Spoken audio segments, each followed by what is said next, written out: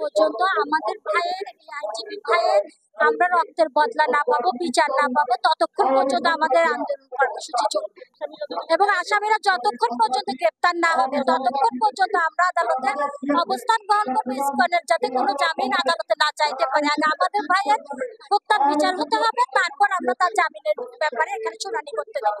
সকলে একমত, এই সন্ত্রাসীদের পক্ষে কোনো আইনজীবী তাদের পক্ষে কোনো আইনি সহায়তা করবে না এবং আমরা নীতিগত সিদ্ধান্ত যতক্ষণ পর্যন্ত আলিফ হত্যার সুনির্দিষ্ট বিচার আমরা দোরগোড়ায় পৌঁছতে না পারি ততক্ষণ পর্যন্ত আমরা আলিফ হত্যার কাছে আলিফ হত্যার বিচার আমরা সুনিশ্চিত করব এবং এই আইনজীবী সমিতি থেকে কোনো আইনজীবী তার পক্ষে দাঁড়াবে না বলে আমি মনে করি।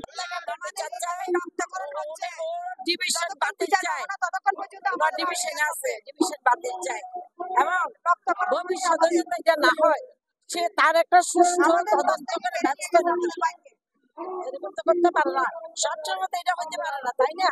ইসকনের সন্ত্রাসীরা এই কোর্ট বিল্ডিং এর সামনে থেকে ধরে নিয়ে জবাই করে হত্যা করেছে। আমি মনে করি এই হত্যার সাথে যারা জড়িত তাদেরকে আদালতে উপস্থাপন করা হবে যেন তাদের এই ন্যায় বিচার প্রতিষ্ঠা হয়। আমরা মনে করি এই মামলা আমরা ন্যায় বিচার করে প্রতিষ্ঠা করে ছাড়বো। তবে আমি অনুরোধ করব এই মামলায় যেন আমাদের কোনো আইনজীবী অংশগ্রহণ না করে, তার জন্য আমরা অনুরোধ করবো। আমরা এখানে দেখছি যে চিন্ময়বাবুকে সম্পূর্ণ বেআইনিভাবে ডিভিশন দেওয়া হয়েছে। আইনে কোথাও ক্রাইটেরিয়া আছে ডিভিশন কাকে দেওয়া যাবে? একজন সন্ত্রাসীকে যে ডিভিশন দেওয়া হলো আইনজীবী সমিতি থেকে, এবং আমরা আইনজীবীরা দাবি জানাচ্ছি ওটা অচিরে বাতিল করার জন্য।